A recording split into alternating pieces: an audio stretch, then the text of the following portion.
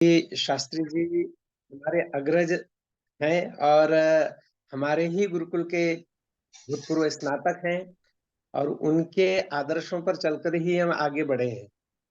तो मैं सर्वप्रथम आज आचार्य जी ने जो हमें संतान महर्षि दयानंद के अनुसार संतान कैसी उत्तम बने इसका जो मार्गदर्शन किया है, निश्चित रूप से हम सबके लिए प्रेरणास्पद है। जहां तक मुझे लगता है कि महर्षि दयानंद क्या चाहते थे, मैं जो थोड़ा बहुत समझा हूं, तो मुझे ऐसा लगता है कि बीज यदि उत्तम होगा तो फसल भी उत्तम होती है।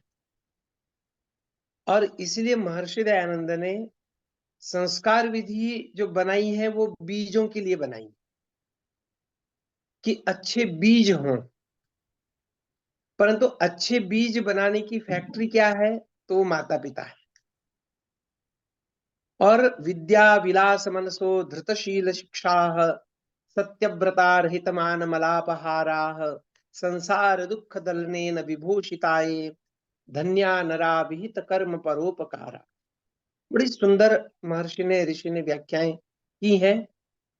और उनका संतान निर्माण से तात्पर्य केवल इतना था कि यदि माता पिता का निर्माण हो जाए तो संतानें अपने आप बन सकती हैं।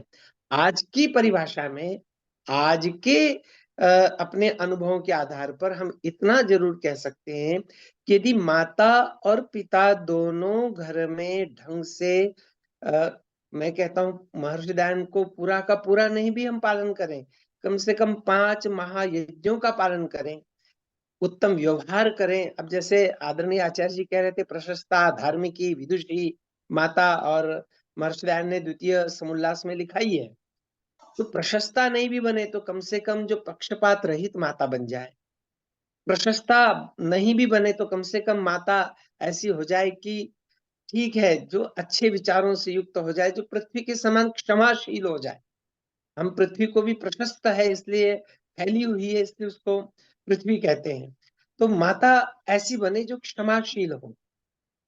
अब उसके अंदर ऐसा मादा होना चाहिए कि वो कह सके, हाँ ठीक है, तू गलती करके आया है ना, मैं इसके लिए तुझे क्षमा करूंगी, बस तू आगे से ऐसी गलतियां ना करे। पिता हो तो वह पिता भी जो है तो इस प्रकार से हो, विद्वान हो, धार्मिक हो। क्योंकि जब एक परिभाषा महर्षि दयानंद ने की है तो मैं अभी वही सोच रहा था कि उसकी दूसरी परिभाषा क्या होगी। तो प्रशस्त धार्मिक विद्वान पिता वर्तते यस्य स पितृमान। ठीक इसी प्रकार आचार्य के लिए भी हम कह सकते हैं कि यह तो ऐसे उत्तम आचार्यों के संग से, उत्तम माता पिता के संग से ही उत्तम छात्र, उत्तम विद्यार्थी, उत्तम बालक, उत्तम संतति का जन्म हो सकता है, होता है।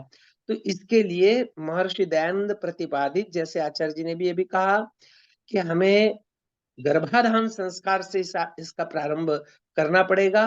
जो माता पिता उत्तम रीति से गर्भाधान करेंगे, उत्तम रीति से पुंसवन करेंगे, उत्तम रीति से सीमंतोन्नयन करेंगे, निश्चित रूप से वह धीरे धीरे बढ़ता हुआ बालक समय पर, अब हम सोचे देखें तो हम देखते हैं कि हमारे में से बहुत से ऐसे आर्य परिवार हैं जो यज्ञोपवीत भी कराना नहीं जानते हैं, या फिर एक बार यज्ञोपवीत संस्कार करा दिया बालक का तो उसके बाद में विवाह के समय या अन्य समय में जब मिलते हैं, हम कहते हैं बेटे यज्ञोपवीत है क्या? कहता नहीं। फिर माता पिता से पूछते, कहते हैं पहले कभी पहनाई थी पर अब इसके गले में नहीं है। तो कैसे संस्कारवान बनाना है, इसलिए हमें भी ठीक माता पिताओं को भी उतना ही संस्कारवान बनने की आवश्यकता है। जिस दिन हम बन जाएंगे उस दिन संतानें अपने आप बन जाएंगी। संतानों को बनाना नहीं पड़ता है, संतानें बन जाती हैं। पर कब बनती है? हमारे व्यवहार से, हमारे आचरण से, हमारी प्रशस्त आचरण और व्यवहार से, हमारी विद्वत्ता से और हमारे धार्मिकपन से। तो निश्चित रूप से आज का विषय बड़ा उत्तम था, क्योंकि माता पिता ही उत्तम संतति का जन्म उसको जन्म दे सकते हैं, और उसके लिए संस्कार विधि के अनुसार सारे संस्कार हमने करने चाहिए। और सत्यानंद प्रकाश के अनुसार माता शत्रु पिता वैरी ये न बालो न पाठितः, तो हम केवल इतना कह देते हैं कि जो अपने बालक को पढ़ाते नहीं है वो शत्रु हैं। पर पढ़ाने से तात्पर्य क्या है? क्या एबीसीडी पढ़ा दी? क्या अ आ इ पढ़ा दिया? इसी से सब कुछ हो जाएगा? नहीं। जो आगे जो सारा का सारा विस्तार है, उस विस्तार से युक्त होकर के जब हम चलेंगे, बैठेंगे, व्यवहार करेंगे, तो निश्चित रूप से महर्षि दयानंद ने तो इस विषय में भी बहुत अधिक कार्य किया है। इस विषय में तो और भी खूब व्याख्यान हो सकते हैं। और मैं कहूँगा, आर्य जी से निवेदन करूँगा, पुरुषोत्तम मुनि जी से निवेदन करूँगा कि वे इसकी भी एक श्रृंखला चलाएँ संतान निर्माण की, तो बड़ा आनंद आएगा, क्योंकि कल इतनी से सुंदर प्रारंभ व्याख्या कल से प्रारंभ होगी। और डॉक्टर वाह! अखिलेश शर्मा जलगांव महाराष्ट्र जी जो है मैं 22, 23, मैं 24। आज नहीं, मैं आज विशेष रूप से केवल आचार्य जी के लिए जुड़ा था। बहुत भागा-दौड़ियाँ अभी चल रही है, और वो जानबूझ तो करके आज वो तो मैं हम्म, घर में था, इसलिए जुड़ गया। फिर 22-23 को बाहर हूँ। चलिए जी, चलिए, फिर भी कोई एक बात आध नहीं, दिन। लेकिन रखेंगे इसको। जी, जी। मैं डॉक्टर सम्मानित सोमदत्त शास्त्री जी से बात करूंगा अभी थोड़ी देर बाद, जी, तो जी, उसको जी। आगे बढ़ाऊंगा फिर। बिल्कुल, जी जी। धन्यवाद। तो आपने बहुत अच्छा सुझाव दिया, डॉक्टर अखिलेश शर्मा जी, जलगांव महाराष्ट्र। और जैसा कि ये इसका नाम ही है आर्यों का महाकुंभ, यहाँ जो बिछड़े हुए थे, कभी प्रयाग के मेले में, कभी कुंभ के मेले में, तो यहाँ आकर के मिल जाते हैं वो। कभी गुरुकुल में सीनियर रहे, आज वो गुरुकुल के बाद यहाँ मिल जाते हैं। तो निश्चित रूप से ईश्वर की बड़ी कृपा है हम और आपके ऊपर, यहाँ मिलन होता है। देखिए आज हमारे डॉक्टर अखिलेश शर्मा जी, उनके सीनियर कहें सोमदत्त शास्त्री जी की मुलाकात आज यहाँ हो गई है। बहुत बहुत बधाई। किसी का कोई प्रश्न हो हमारे दोनों विद्वानों से, जो विषय था आज का, पूछ सकता है। कोई शंका किसी के मन में हो संतान निर्माण से संबंधित, तो आचार्य सोमदत्त जी हमारे बीच में है, आचार्य अखिलेश जी है। किसी की कोई शंका हो, चलिए। उमेश पवार जी, उमेश पवार जी, उमेश पवार जी आइए, दो शब्द। आचार्य जी नमस्ते। सभी को नमस्ते। और मैं तो ये ज्यादा शब्द नहीं मेरे पास में। आचार्य जी ने जो बहुत ही अच्छा ये उपदेश दिया, और ये भावपूर्ण भी था, हृदयगामी भी था, और इसमें बहुत ज्यादा आनंद आया। और संतान निर्माण के ऊपर जो स्वामी जी ने दिया ही दिया, और हमारे भी व्यवहार व्यवहार को सुधारने के लिए काफी चीजें बताई। अब जैसे हम धार्मिक पुस्तकों में ये पढ़ते रहते हैं इसके बारे में कि भाई व्यवहार कैसा बनाना, लेकिन जैसे उपदेश सुनते हैं, अब जैसे मैं हूं या कोई भी व्यक्ति है, वो ये कहेगा कि भाई ये तो मैं जानता हूँ, जानता जरूर है, लेकिन उसको बार बार ऐसा है जैसे कपड़ा मैला हो जाता है फिर साबुन लगाओ, फिर स्वच्छ करो, फिर मैला हो गया फिर साबुन लगाओ उसको, फिर स्वच्छ करो। तो इस प्रकार से ये बहुत ही लाभदायक है। और जितने भी इसमें जुड़े हुए हैं, मेरा सभी से निवेदन है कि आप खुद भी जुड़े रहें, दूसरों को भी जोड़ें, और मैं भी कोशिश करूंगा कि इसमें जुड़े रहें। ये महायज्ञ चल रहा है, और ये लंबा चलना चाहिए। आप कोशिश तो करते और हो, लेकिन सफल नहीं होते उस कोशिश में। बहुत भाग दौड़ है। अभी सुबह नहीं नहीं, निकला था, कोशिश तो करते हो, लेकिन उसमें सफल नहीं होते हो आप। उसके लिए क्षमा चाहूंगा। नहीं, अभी क्षमा मैं तो 8 बजे आया हूँ। भाई, क्षमा तो वो व्यक्ति करता है जो ताकतवर होता है, और ताकतवर आप हैं। आप रक्षा मंत्रालय में, हम बेसिक शिक्षा विभाग में हैं। सुबह से निकला हूँ, 8 बजे आया, फिर मैं कुछ काम करते करते इसी में जुड़ गया, और मुझे बहुत अच्छा लगा। और इसके लिए हम जो इनका आचार्य सोमदत्त जी के बहुत बहुत आभारी हैं। धन्यवाद। नमस्ते। नमस्ते। ये हमारे उमेश पवार जी हैं, रक्षा मंत्रालय में इस समय कानपुर में तैनात हैं आप। और जगदीश प्रसाद सेन जी, जगदीश प्रसाद सेन जी आइए, दो शब्द कहिए, कैसा लगा। बहुत अच्छा लगा साहब आपका प्रवचन, और डेली मैं अटेंड करता हूँ, अच्छा। टाइम पे अटेंड करता हूँ। नहीं तो बहुत सुंदर आपके प्रवचन लगता है। आपके मन में ये नहीं होता कि अगर आपको अच्छा लगा तो आप दूसरे लोगों को भी जोड़ें। हाँ, जोड़ने की बोलता हूँ साहब, जोड़ता हूँ, प्रयास, पर आते नहीं है लोग कुछ। देखिए, वो है ना, कोशिश करिए तो कभी, कोशिश करने वालों की कभी हार नहीं होती। हमने तो हार नहीं मानी 3 साल, बिल्कुल। 3 वर्षों से। कोई जोड़े या ना जोड़े, हमारे डॉक्टर नहीं साहब, अखिलेश हम भी शर्मा हार जी नहीं ने कहा माने। था एक बार कि लखनलाल जी आप चिंता मत करना, जी मैं बोलने वाला रहूंगा, वो आप सुनने वाले रहना, हम और आप दोनों मिलकर के कार्यक्रम चलाएंगे, बताइए। तो हमें तो डॉक्टर शर्मा सही जी बात की वो बात याद है कि मैं बोलूंगा आप सुनना, 100% हो जाएगा मामला अपना। जी एक साहब, जी वक्ता साहब, और एक श्रोता, खत्म कहानी। बिल्कुल। आइए सुकांत जी एटा नमस्ते जी, धन्यवाद। जी। एटा नहीं है, कासगंज है। हाँ कासगंज कासगंज कासगंज, आइए। नहीं, सब कुछ बहुत अच्छा। अब जो भी विद्वान है उनके लिए बहुत बहुत धन्यवाद। अच्छी चर्चा चल रही है, प्रश्न कुछ नहीं है, उनमें प्रश्न किया ही नहीं जा सकता। मैं तो माता पिता बच्चों की बात चल रही थी, तो एक भजन अगर आप कहें माता पिता की वंदना का, तो मैं सुना दूं। सुना दीजिए सुना दीजिए सुना दीजिए। भजन की श्रृंखला हमारी प्रारंभ में चलती है असल में, लेकिन आप सुना दीजिए।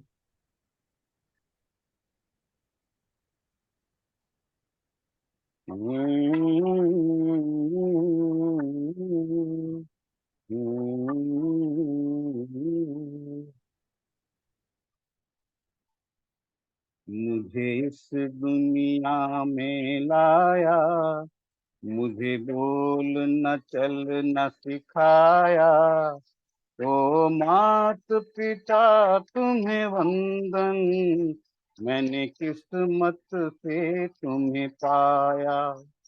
मुझे इस दुनिया में लाया, मुझे बोलना चलना सिखाया, ओ मात पिता तुम्हें वंदन, मैंने किस्मत से तुम्हें पाया।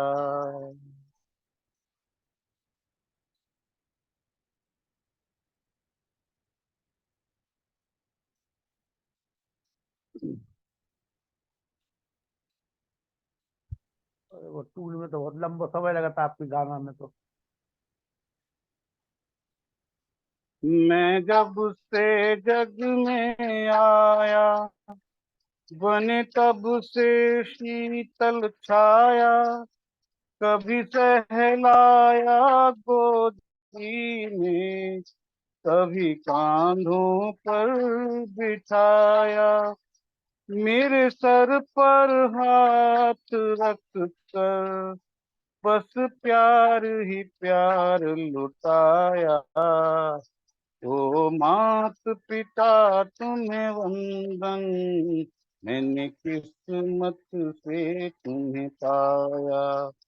मुझे इस दुनिया में लाया, मुझे बोलना चलना सिखाया, ओ मात पिता तुम्हें वंदन, मैंने किस्मत से तुम्हें पाया।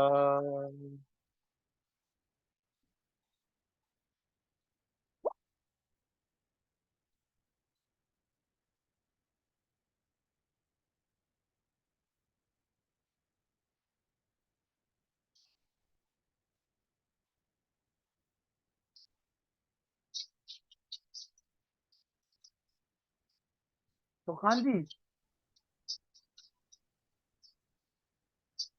आप बिना उस मैं उठा कर सर चल पाऊं, इस लायक तुमने किया है, कहीं हाथ नहीं फैलाऊं, मुझे तूने इतना दिया है, मुझे जग की रीत सिखाई, मुझे धर्म का पाठ पढ़ाया, ओ मात पिता तुम्हें वंदन, मैंने किस्मत से तुम्हें पाया।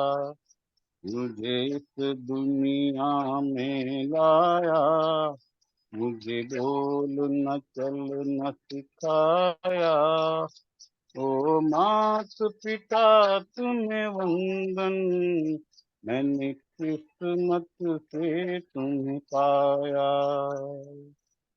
व्यासनंद शास्त्री जी आई।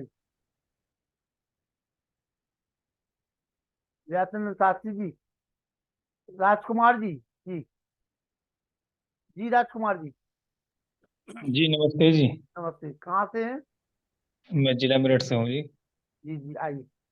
हाँ, मैं तो अभी जुड़ पाया हूँ, मुझे बड़ा अच्छा लगा कि आप दिव्य संतान के विषय में आप बात कर रहे हैं। जी जी, मेरा तो एक छोटा सा एक प्रश्न है हाँ, पूछिए पूछिए। कि जो जो व्यक्ति उस दिव्य संतान को पैदा करने की विधि को जानते हैं, तो क्या उनके परिवार में या उनके घर में भी दिव्य संतान का जन्म हुआ या नहीं हुआ?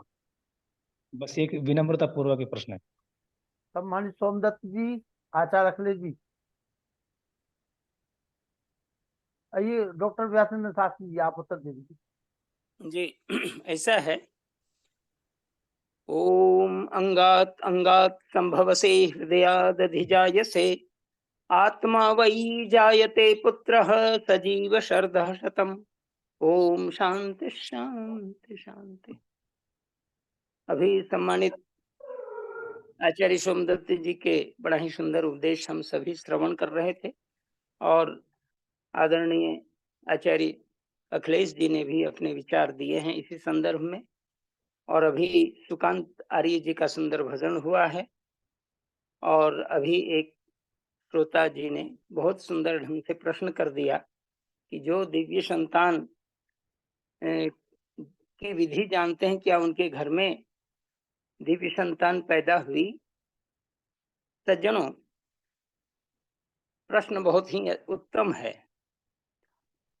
देखिए, आर्य परिवार के अंदर यदि हम तन मन से पूर्णतः समर्थन करते हैं वैदिक सिद्धांत को और अपने जीवन में अपनाते हैं, केवल नामना नहीं अपितु जीवन के अंदर उतार करके कर्मणा जो हमारी सिद्धांत के प्रति निष्ठा होगी और अपने जीवन के अंदर हम दैवीय गुण का विस्तार करते हैं, तो निसंदेह हमारी संतान दैवीय संतान ही होती है। इसमें कोई दो टूक से मैं ये कहना चाहता हूं कि हमारी जो आप परंपरा को देखिए, प्राचीन काल की परंपरा को देखिए, यदि हम अपने जीवन के अंदर सदाचार को धारण करते हैं, धर्माचार को धारण करते हैं, सत्याचार को धारण करते हैं, वेद के अनुसार हमारा आचरण होता है, तो उसकी संतान कभी बिगड़ती नहीं है।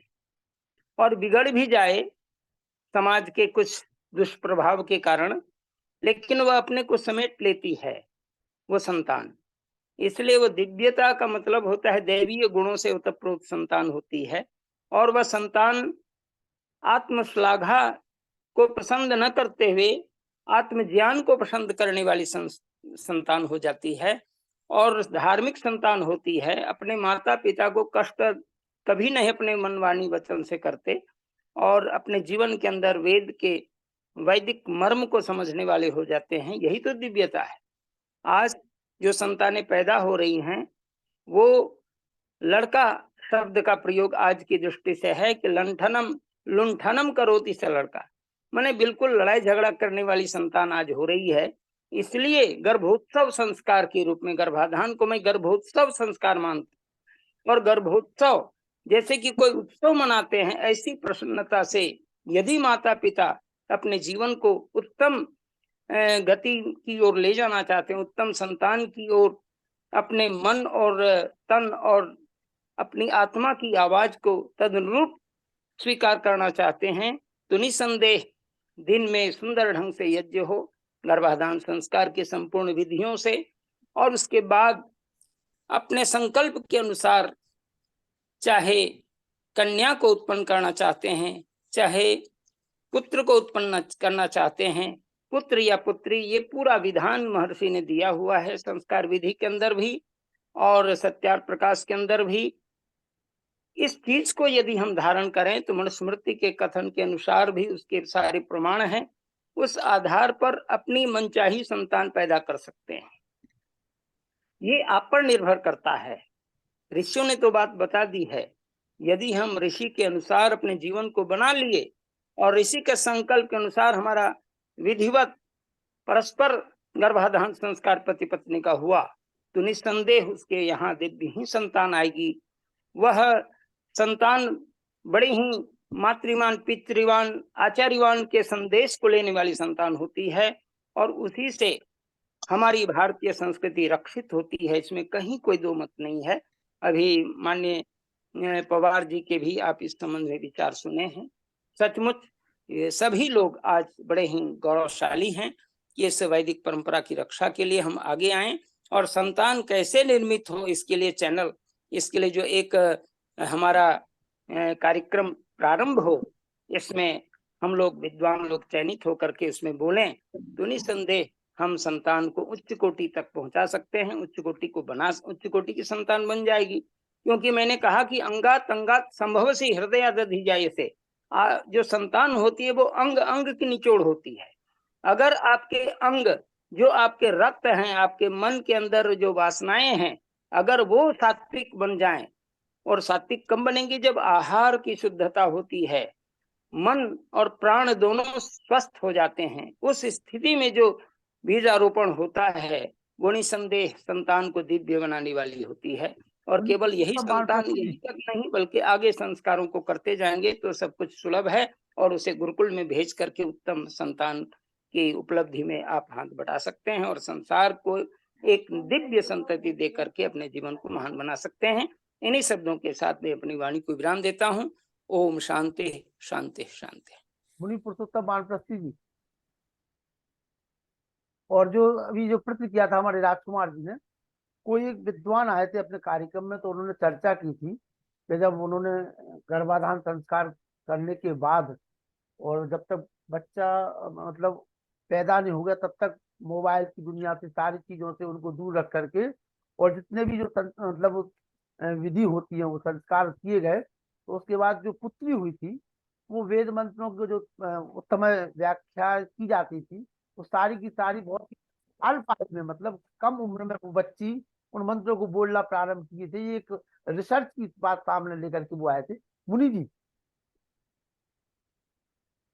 ओम ओम ओम वेदाहमेतं पुरुषं महान्तं आदित्यवर्णं तं सः परस्तात् तमेव विदित्वा अतिमृत्युमेति नान्या पंथा विद्यते अयनाय।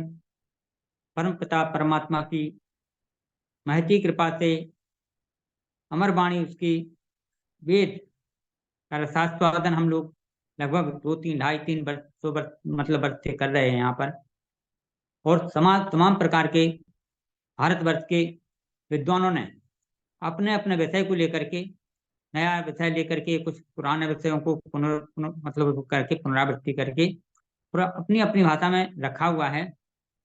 और जैसा कि आज का हमारा विषय था मातृमान पितृमान आचारवान, यहाँ मातृ शक्ति को बहुत अच्छा संबल मिला हुआ है आज पूरे प्रवचन के माध्यम से।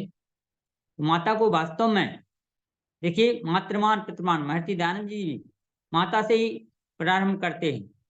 और जैसा कि अभी एक वो श्लोक दिया जा रहा था हमारे हाथ में बीच में, माता बैरी शत्रु पितुयन बालू न पाटता, हमारे सम्मानीय अखिलेश शर्मा जी ने रखा हुआ था।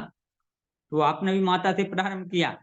तो किसी कवि का देखिए उसने लिखा है 4 लाइनें हैं, माता ही संतानों को बनाती प्रभु भक्त और माता ही बनाती उन्हें वीर बलवान है, माता ही संतानों को बनाती श्रेष्ठ सदाचारी, माता ही कराती भले बुरे की पहचान है, माता ही के द्वारा संतान बनते महान, माता ही सिखाती उन्हें सच्चा स्वाभिमान है, माता ही को प्रथम गुरु कहा धर्म शास्त्रों में, क्योंकि माता ही के द्वारा मिलता सर्वप्रथम ज्ञान।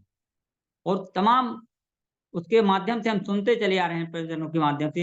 एक मदालसा का बहुत अच्छा उदाहरण हमारे सम्मानीय अखिलेश शर्मा जी भी देते हैं, सम्मानीय व्यासनंदन शास्त्री जी ने भी दिया होता। तो मैं समझता हूँ कि माता अगर चाहे तो अपने पुत्रों को बच्चों को बालक बालिकाओं को श्रेष्ठ बना सकती है। अपभ्रंश रूप में कुछ हो सकते हैं माताएं ऐसी, जैसे रावण की माता थी तो उसने तो एकदम विपरीत शिक्षा दी ही थी, तो और भी ऐसी माता है। लेकिन बाकी हमारी जो मातृ शक्ति है उनने बच्चों का श्रेष्ठता के वातावरण को देते हुए जब निर्माण किया है, तो आज हमारे चाहे यथार्थ पुरुष हो गए हों, चाहे हमारे आध्यात्मिक ऋषि मुनि हो गए हों, आप हम देख रहे हैं नित्य प्रति सुनते भी चले जा रहे हैं। तो मातृ शक्ति रहा है हम लोगों के बीच में। और समस्त हमारे प्रेम प्रकाश शास्त्री जी को मैंने सुना, हमारे सम्मानीय सोमदत्त आचार्य जी जिन्होंने आज पूरा व्याख्यान ही अपना संतान निर्माण के ऊपर दिया हुआ है महर्षि दयानंद जी के माध्यम से, आपको और सभी महान भावों को सादर नमस्ते करते हुए ओम। उमेश जी पूछिए क्या पूछे। मेरा ये प्रश्न है, जो जिन्होंने प्रश्न करता थे उनका प्रश्न बहुत सुंदर था, और उसका आपने श्री लखनलाल आर्य जी ने उसका जो है सही उत्तर दिया है, लेकिन उन्होंने सूक्ष्मता से दिया है। वो इसी को ही जानना चाहते थे। एक्चुअली दो चीज होती है, एक थ्योरी होती है, एक प्रैक्टिकल होता है। तो जिस थ्योरी की बात कर रहे हैं हम, हमारे उपदेशों में, पढ़ाई में, लिखाई में, क्या वो प्रयोगों में भी वैसे ही आ रहा है? तो उनका प्रश्न ये था, तो आपने तो उनका दिया उसका जवाब, लेकिन ये नहीं कि भाई अगर हम ऐसा करेंगे तो ऐसा हो जाएगा, ये तो बात हम कर ही रहे हैं लगातार। तो इस प्रकार के उदाहरण भी दिए जाएं कि हाँ उन्होंने किया था, ऐसा किया और ये ऐसा हुआ। और इस बारे में मैं आपको बताऊंगा, मेरे दो बेटी हैं। बड़ी बेटी के बारे में, जैसा बच्चा पहला था, संस्कार नहीं हुए उतने, लेकिन जो छोटी बेटी है, उस समय हमने काफी संस्कारों का ध्यान रखा। मैं ये नहीं कह रहा कि सारे संस्कार हुए, लेकिन उस बच्चे में अंतर है, अंतर है। और दूसरी, मैं एक सूक्ष्मता से बात कहूंगा कि ये ऐसा नहीं, गर्भाधान के बारे में उससे ही उत्तमता आएगी। हम आत्मा हैं। आज भी अगर हम वैदिक साहित्य को, वैदिक उपदेशों को श्रवण करते हैं या वैदिक पुरुषों से मिलते हैं, तो हमारा अभी भी उत्थान हो जाएगा। इसी के साथ में मैं अपना वक्तव्य को समाप्त करता हूँ। धन्यवाद। सुधीर बंसल जी, पूछिए क्या प्रश्न है आपका, सुधीर बंसल जी। चलिए, आइए वेद प्रकाश शर्मा जी शांति पाठ करें।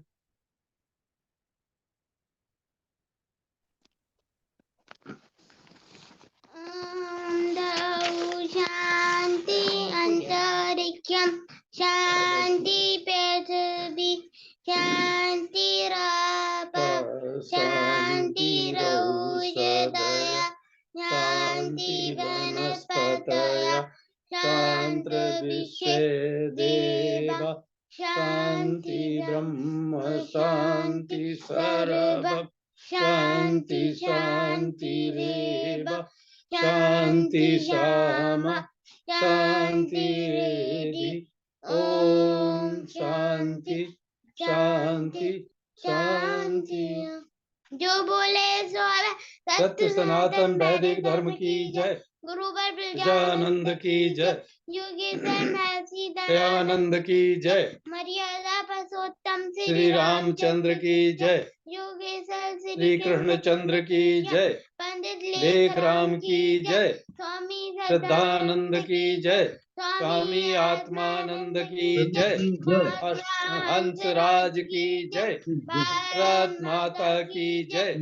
माता की रक्षा हो, पालन हो, आर्य समाज अमर रहे, वेद की ज्योति जलती रहे, ओम का झंडा ऊंचा रहे, के महाकुंभ और भारत को समझो अभियान की जय। विश्वम आर्यम ध्वनि